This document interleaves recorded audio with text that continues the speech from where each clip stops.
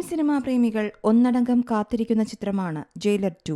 Nelson Dileep Kumar സംവിധാനം ചെയ്യുന്ന ചിത്രത്തിന്റെ ചിത്രീകരണം പുരോഗമിക്കുകയാണ്. രജനീകാന്ത് നായകനാകുന്ന ചിത്രത്തിൽ തെലുങ്ക് സൂപ്പർ താരം നന്ദമൂരി ബാലകൃഷ്ണയും ക്യാമിയോ വേഷത്തിലെത്തുമെന്ന റിപ്പോർട്ടുകൾ നേരത്തെ പുറത്തുവന്നിരുന്നു.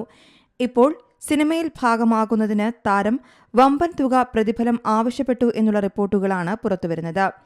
ജയിലർ 2വിലെ ക്യാമിയോ വേഷത്തിന് നന്ദമൂരി ബാലകൃഷ്ണ 50 കോടി ആവശ്യപ്പെട്ടുവെന്നാണ് റിപ്പോർട്ടുകൾ വ്യക്തമാക്കുന്നത്. മാത്രമല്ല, സിനിമയ്ക്കായി 20 ദിവസത്തെ ഡേറ്റും നടൻ കൊടുത്തിട്ടുണ്ടെന്നാണ് സൂചന. എന്നാൽ ഇതിൽ ഔദ്യോഗിക സ്ഥിരീകരണം വന്നിട്ടില്ല. ചിത്രത്തിനായി രജനീകാന്തിനും റെക്കോർഡ് പ്രതിഫലമായിരിക്കും ലഭിക്കുക എന്നും റിപ്പോർട്ടുകളുണ്ട്. ഏകദേശം 260 കോടിയോളം രൂപയാണ് സിനിമയ്ക്കായുള്ള രജനീകാന്തിന്റെ പ്രതിഫലം. കൂലി എന്ന സിനിമയും താരത്തിന്റേതായി റിലീസ് കാത്തുനിൽക്കുകയാണ്. ഈ ചിത്രത്തിന് 260 കോടി മുതൽ 280 കോടി വരെയാണ് രജനീകാന്ത് വാങ്ങുന്നതെന്നാണ് സൂചന. തമിഴകത്തെ മാത്രമല്ല, ഇന്ത്യൻ സിനിമയിലെ തന്നെ ഏറ്റവും ഉയർന്ന പ്രതിഫലങ്ങളിൽ ഒന്നാണ് ഇത്. ഈ വർഷം ജനുവരിയിലായിരുന്നു ഒരു പ്രൊമോ വീഡിയോയ്ക്കൊപ്പം ജയിലർ 2വിന്റെ ഔദ്യോഗിക പ്രഖ്യാപനവും എത്തിയത്.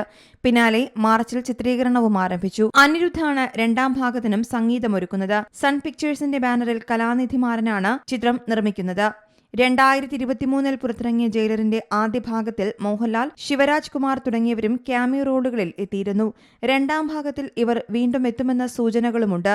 കഴിഞ്ഞ ദിവസം സംവിധായകൻ നെൽസൺ മോഹൻലാൽ സത്യനന്ദിക ടീമിന്റെ ഹൃദയപൂർവ്വം എന്ന സിനിമയുടെ സെറ്റിൽ എത്തിയിരുന്നു.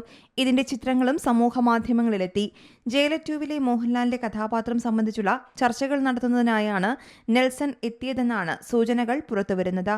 News desk Zee Malayalam news. ഏറ്റവും പുതിയ വാർത്തകളും വിശേഷങ്ങളും വിരൽ തുമ്പിലറിയാൻ സീ മലയാളം ന്യൂസ് എല്ലാ ഡിജിറ്റൽ പ്ലാറ്റ്ഫോമുകളിലും ലഭ്യം.